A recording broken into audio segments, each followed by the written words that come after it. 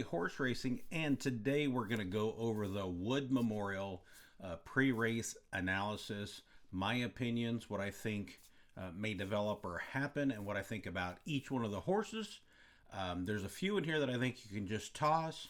They're in the race, so you never know, but from a wagering standpoint, that's how I'm feeling.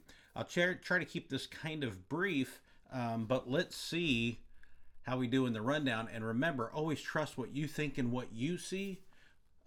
Everybody's got opinions like myself, and it may help trigger something or make you think of something in a different way. But trust yourself, and you don't have to bet every race. So let's go through the 2025 Wood Memorial. It is at a mile and an eighth. It is a grade 2 from Aqueduct Racetrack. We're going to start off with the number 1. There's 12 horses in the field, and this is Rodriguez, one of Bob Baffert's horses. I think probably, one of the lower tiers, as in who he thought would make it to the Derby. They need to get points. He's been beat by Journalism. He's been beat by Barnes. Last time pretty handily. I thought he gave it up pretty readily when he did. However, that still was fast enough to absolutely compete in this race.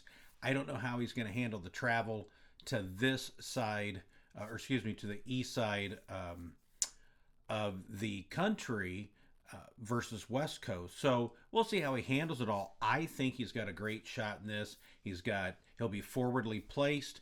They can either try to gun him for the lead, which with Baffert, they might try to do that. Since he's been getting behind and trying to stalk and not been able to make up any ground. But coming out of the one hole at Aqueduct at a mile and eighth, they'll have to make a decision quickly and not let it fall into their lap. But I will say, I believe he's been consistent. He hasn't improved every race, but his numbers on average are higher than most in this field. So he's absolutely somebody that I think you should consider and really look at.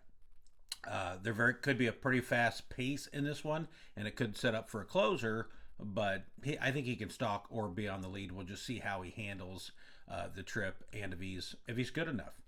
Number 2 is Captain Cook. He's going to be a local favorite, is my guess, because he won his last 2 at Aqueduct. And the last race, although the competition to me was questionable, I mean, he ran fast. He ran good.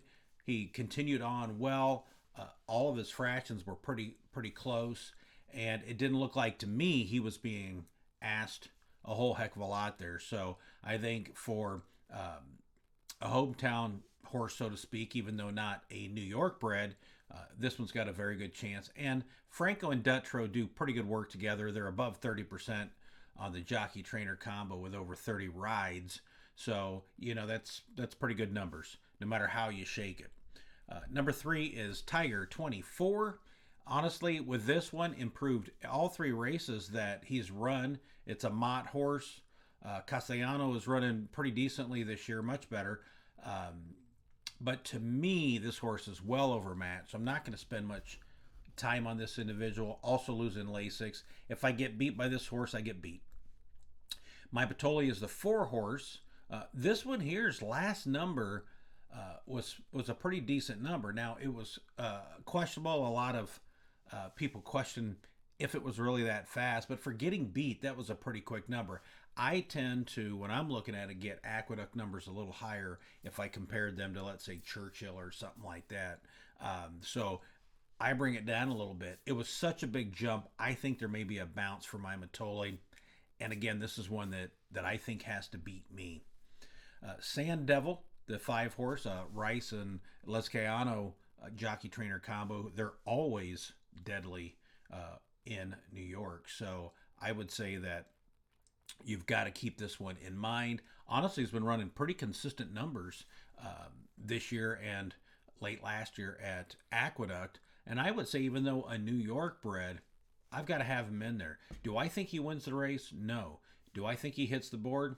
I think he's got a great shot to hit the board. It just depends how, with that quick pace, how well he holds on. Again, I personally don't think he wins, but he's a user. He's got to be in there somewhere.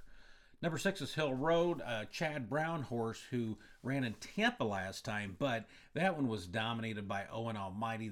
The pace was set up against him and Chancellor McPatrick from the get-go, and I really don't think they even had a chance to win unless Owen Almighty just could not get the distance or went off too fast. So I'm really interested to see how this horse does. I did like him in the Tampa, the last race at Tampa, the Tampa Bay Derby, but there was nobody to materialize a pace, and that was the key to me. So Owen Almighty to me that day was absolutely the bet.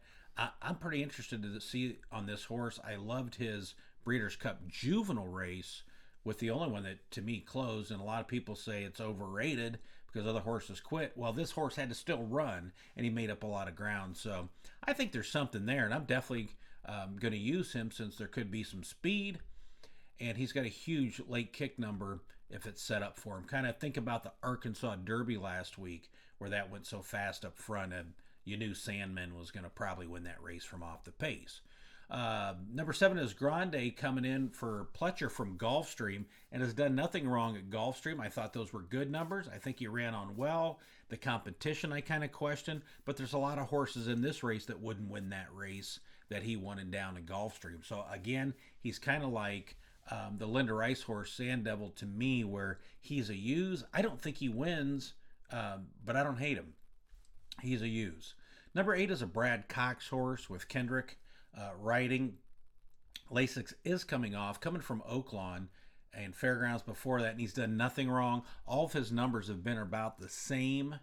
The class is definitely a big jump for him. I think he's a solid horse. I don't like him at all to win here, but he could pick up pieces for a Trier Super because if the front end materializes, he's got a decent close on him. So again, not for the win for me, but I would definitely use him in anything like a Tri or a Super.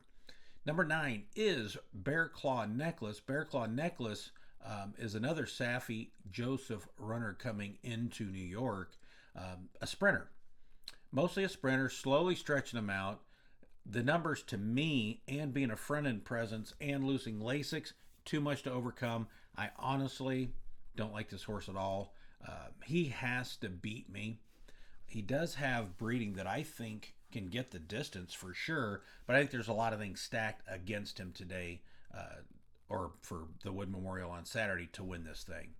Number 10 is McAfee, who most really thought this horse would run much better in his last race on March 1st in the Gotham, but he just never really got going. Really, he's just spun his wheels the whole way. A long shot, won that race. Sand Devil was in that race.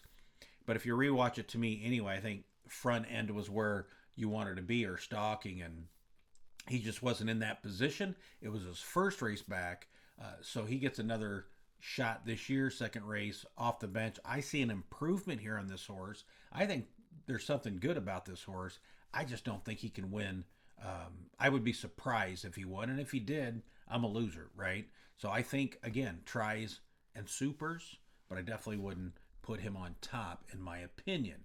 Statesman, the other number 11, a lot of individuals are having him as a long shot possibility.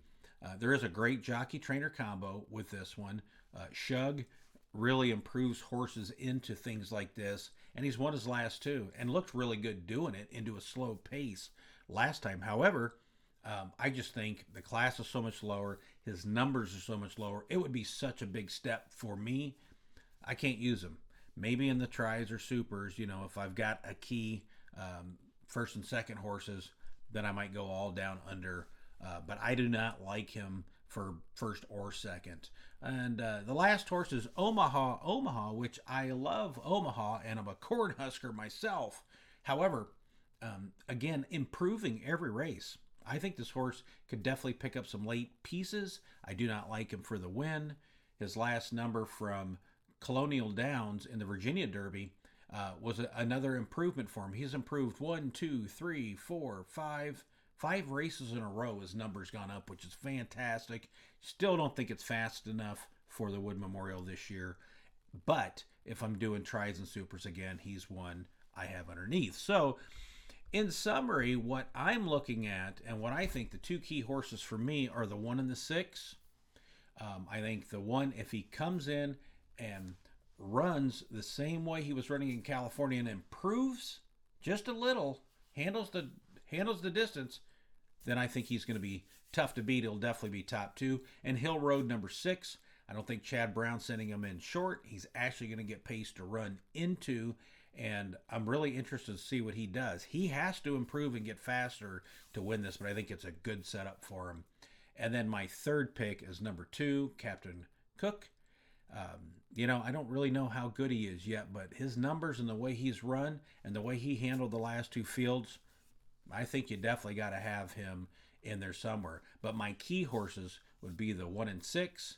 And then if I go a little bit deeper in horizontals or in tries, I would slide the 2 up because I think those 3 have the best opportunity to me to be first in this race. So this is Frank from Frankly Horse Racing. I hope you have a good weekend because we've got a lot of good races. Keeneland's moved to the Monday, Tuesday instead of the Friday, Saturday slots because of the weather. So we'll review the big race at Keeneland here in another video. Take care, be good, trust yourself, and only bet if you can really afford it.